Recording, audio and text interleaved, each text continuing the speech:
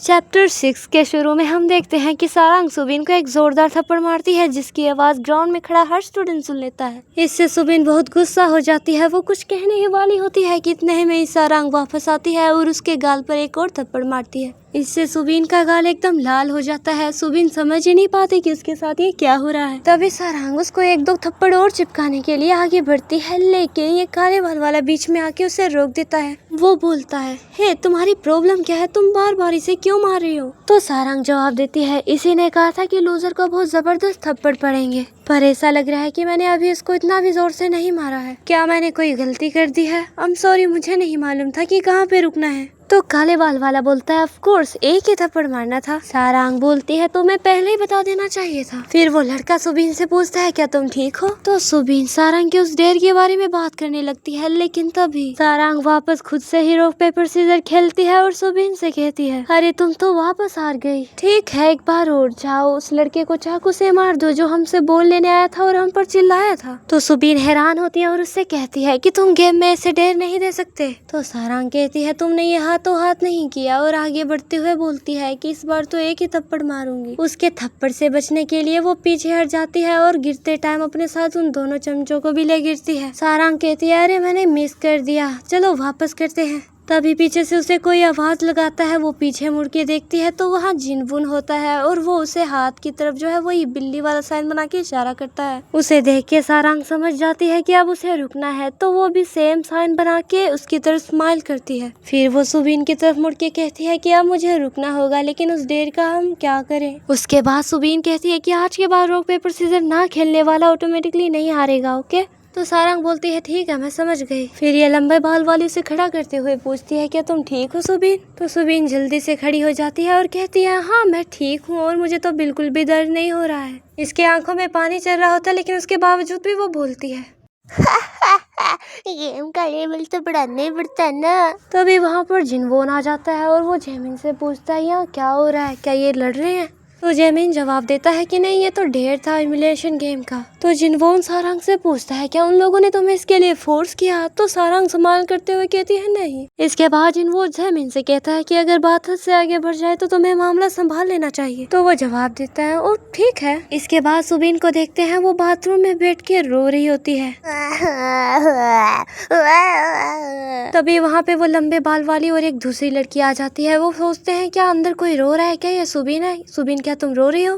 तो उनको पता ना चल जाए कि वो रो रही थी, तो वो अजीब तरीके से हंसना शुरू कर देती है। तो वो लड़की पूछ रही है कि तुम इस तरह से क्यों हंस रही हो? तो सुबिन कहती है, वो क्या है ना कि अभी मेरे दिमाग में एक अमेजिंग सा डेर आया है। जब भी बात अजीब चीजों की आती है तो मैं इतनी जीनियस कैसे हो जाती हूँ।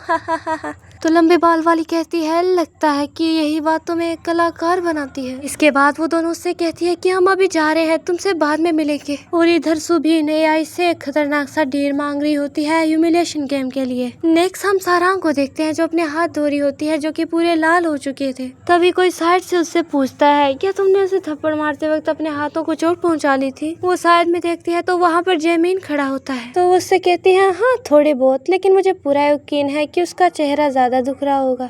तो जेमिन कहता है, हाँ सही कहा, आज तुम्हें इसे देखने के बाद मैं थोड़ा थोड़ा समझ गया। उस दिन जो किस हुआ था वो भी सेम ही था। तुमने बस वो इसीलिए किया क्योंकि तुमसे करने के लिए कहा गया था, तुमने उसके बारे में सोचा भी नहीं। तो सारंग कंफ्यूज होके कहती है, क्या इस गेम का पूरा मकसद यही नहीं है क्या? तो जेमिन कहता है, हाँ तुमने सही कहा, लेकिन क्या तुम ये किसी के साथ भी कर दोगी?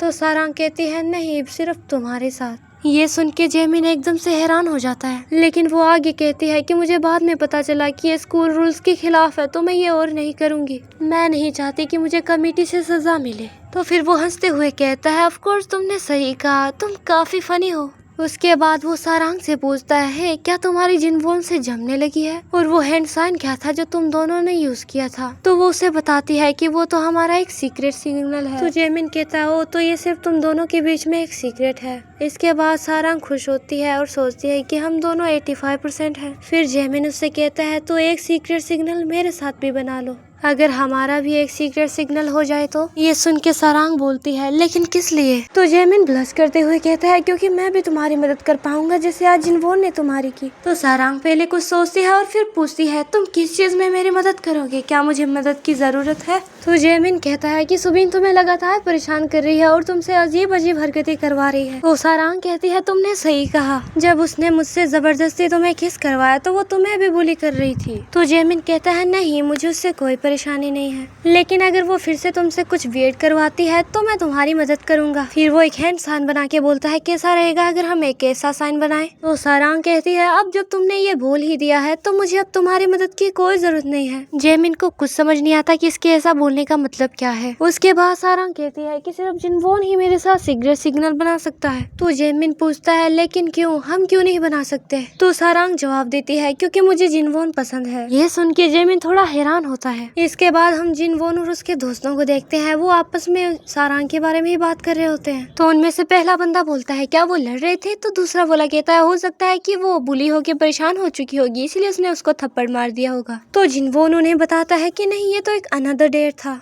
तो दूसरा बंदा बोलता है, जिस हिसाब से सारंग बार बार ऐसी चीजें किए जा रही है, क्या हो कि वही असली मुसीबत की जड़ हो। इसके बाद वो दोनों सारंग के बारे में बात करके हंसने लग जाते हैं और जिनवोन कुछ सोच रहा होता है। अब सीन शिफ्ट होता है और हम सारंग को देखते हैं। वहाँ पर जिनवोन आता है और उसे रोक लेता है। वो उससे बोलता है, तुम्हें इतनी हद तक जाने की क्या जरूरत थी? तुम्हें मालूम है कि तुम किसी को इतनी जोर से नहीं मार सकती। अगर तुम मिडिल स्कूल में नहीं गई और सालों तक अस्पताल में रही थी, लेकिन उसके बावजूद भी तुम्हें मालूम होना चाहिए ऐसी चीजों के बारे में। मैं सिर्फ कुछ ही हद तक तुम्हारी मदद कर सकता हूँ। तो सारंग उससे बोलती है, क्या तुम उसे पसंद नहीं करते? उसकी ये बात सुन के वो हैरान और कंफ्यूज हो जाता है। फिर वो उससे बोलता है, तुम हमेशा इस तरह जल्दबाजी में गलत नतीजा क्यों निकाल लेती हो? और बस इसीलिए डेर करना क्योंकि उन्होंने तुम्हें कहा है करने को। ये कहना कि मैं तुम्हें पसंद नहीं करता जबकि मैं तुम्हें सिर्फ डांट रहा हूँ।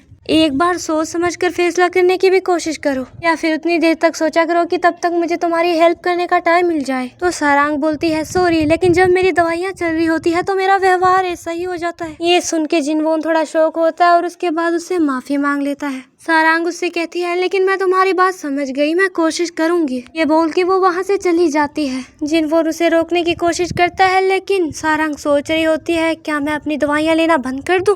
और इधर हम सुबीन को देखते हैं जो कि बहुत ज्यादा गुस्से में लग रही होती है। उसके दिमाग में सारी बातें चल रही होती है कि जेमिन ने उसका कैसे मजाक बनाया था और बाकी सब उस पर कैसे हंसे थे, और सारंग ने भी उसकी कितनी बेइज्जती की थी। अब वो क्लासरूम में पहुंचती है और सबको कहती है, चलो ह्यूमिलेशन गेम खेलते हैं। वहाँ पर जेमिन और उसके बाकी दोस्त कोई दूसरा गेम खेल रहे होते हैं। वो उनसे कहती है, ये काफी बोरिंग गेम है, हम ह्यूमिलेशन गेम खेलेंगे, और उनके बीच में घुस के जेमिन को नीचे से निकाल देती है। तो जेमिन कहता है, चलो ह्यूमिलेशन गेम ही खेलते हैं, क्योंकि मेरी कमर भी बहुत ज्यादा दर्द कर रही है। इसके बाद वो सब सारंग के पास पहुँचते हैं। सारंग से वो बोलती है, चलो ह्यूमिलेशन गेम खेलते हैं। मैंने बहुत सारे अमेजिंग डेट्स के बारे में सोचा है, लेकिन सारंग उसे साफ मना कर देती है कि मुझे नहीं खेलना। तो सारंग कहती है, तुम्हारा क्या मतलब है? तुम मुझे इस तरह से थप्पड़ मारने के बाद ये गेम छोड़ दोगी? तुम्हें कमेटी का डर नहीं है क्या? मैं उन्हें बता दूंगी कि तुमने जेमिन को कैसे किस किया था। तो सारंग उसे बोलती है कि जेमिन ने कहा है कि उसे उस किस से कोई प्रॉब्लम नहीं है, और अगर ऐसा कुछ हुआ तो तुम प्रॉब्लम में पड़ जाओगी, क्योंकि जेमिन के अकॉर्डिंग तुम हो जो मुझे बुली कर रही हो। ये सुन के जेमिन एकदम शॉक हो जाता है। तब उसे रियलाइज होता है कि सारंग ने उसे मैनिपुलेट किया था, ये सब उसी के मुंह से निकलवाने के लिए। फिर जेमिन सोचता है, तो क्या ये सब उसने जानबूझकर बोला था?